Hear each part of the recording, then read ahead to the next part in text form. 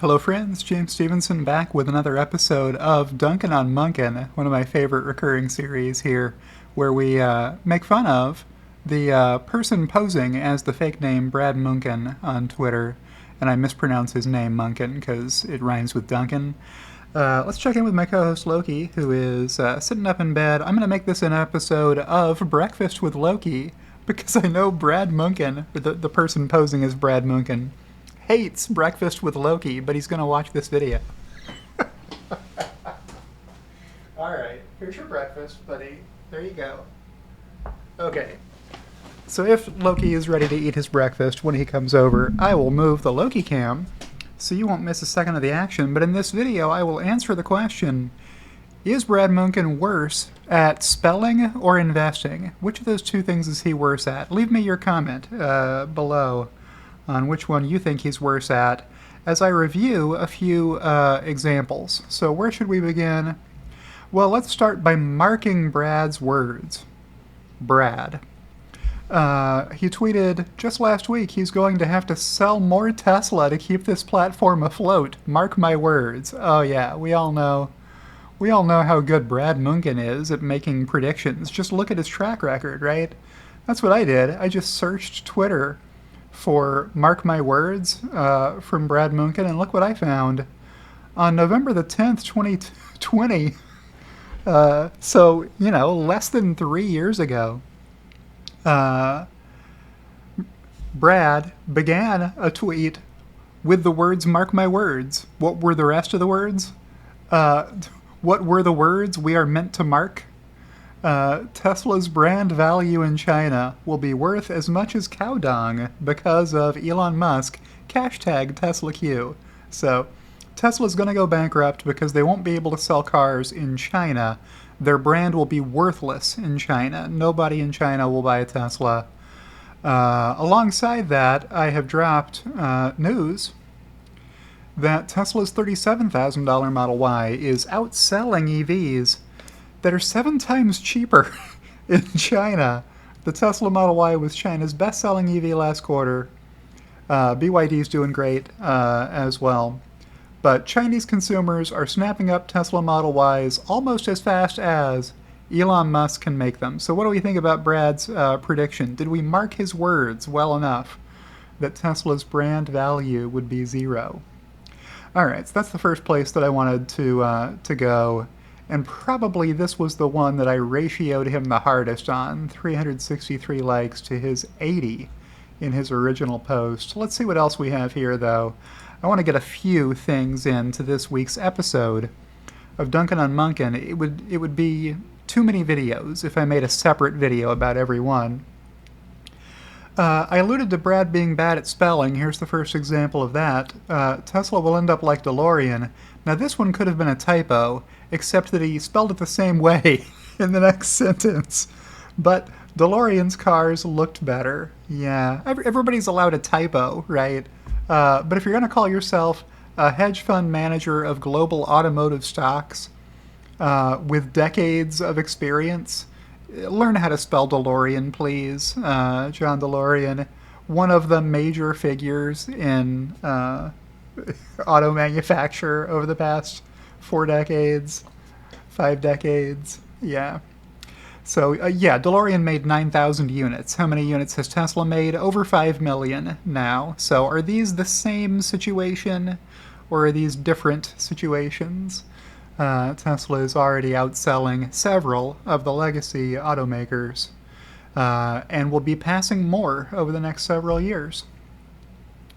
So I got some fun replies here. I feel like James burns Brad on every post. I try. He deserves it. Alright, next is this tweet. Given that you're a Model 3, whatever this word is meant to be, that's how Brad Munkin spells connoisseur. So I didn't even reply to this one. What I was going to reply was that feeling when your attempt at spelling was so poor that even spell check can't help you. Like the other one could have been a typo. This one also can't be a typo. The other one because he spelled it the same way twice. This one because You need an O and an I and two S's, and the E needs to be over here. So, connaisseur, not a word. All right, quickly proceeding from that one. Then this was, I guess, uh, Brad's attempt at humor. Like Musk, his incel followers often embrace conspiracy theories and make really bad jokes. Hashtag Tesla. So Brad thinks that it's a conspiracy theory. My tweet here, I said, hey, you don't think that F-35 that crashed while running Green Hills software was attempting evasive maneuvers to avoid a 1-foot-high child mannequin in a hoodie nailed to a board being pulled across the street on a rope, do you? So if you don't recognize what this was Dan O'Dowd's test of the Tesla full self-driving software suite with a 1-foot-high child mannequin. That's, I'm not aware of any safety agency that tests vehicle safety exactly this way. Euro NCAP gave Tesla their highest scores any automaker has ever received for active safety for pedestrians. But because Dan O'Dowd has proven in this video that a person driving a Tesla can mow down a 1-foot-high child mannequin in a hoodie being nailed to a board and pulled on a rope. I guess it wasn't nailed to that board, was it? Because the board stays in the ground. I guess it's just resting on that piece of cardboard or whatever it is. Just a patently ridiculous offering for evidence that Teslas are unsafe. Any vehicle can drive over a 1-foot-high child mannequin in a hoodie on a board being pulled by a rope, right? That's just physics. So I had to reply to Brad, it's not a conspiracy theory, Brad. I know with 100% certainty that the F-35 crash was the immediate result of its onboard sensors detecting someone pulling a rope attached to a board upon which was fastened a 1-foot-high child mannequin wearing a hoodie, with the sarcasm sign being held aloft courtesy of the American sitcom Big Bang Theory. Sheldon, one of the main characters in that show, was kind of incapable of recognizing sarcasm, so his roommate Leonard here had to hold up a sarcasm sign to indicate to Sheldon, hey, what you're hearing is sarcasm. Excellent response, James. Yeah, what else do we have here? I think I want to click through here and find... Yeah, here it is. At By What Measure replied to me, my car avoids bipedal infants wandering in the road all the time. No big deal. So I had to reply in kind. Man, if I had a nickel for every time I had to slam on my brakes to avoid an unaccompanied 6-month-old baby crossing the street.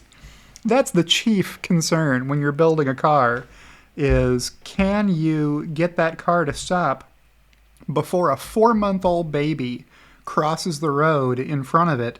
You know how bad 4-month-old babies are at gauging the speed of traffic when they're unaccompanied, walking down the sidewalk and they get to a crossing. They'll just wander right out into the road. So it's important for automakers to make sure they avoid those bipedal infants wandering into the road. Okay, what else do I have here? I think I have one more before I have to stop. This one. Tesla will trade in the double digits in 2024. Brad Munchen is predicting. Why is he predicting that? I decided to make this meme. I don't know if this is my greatest meme of all time, but this is the meme that came to mind when I read the sentence, Tesla will trade in the double digits in 2024.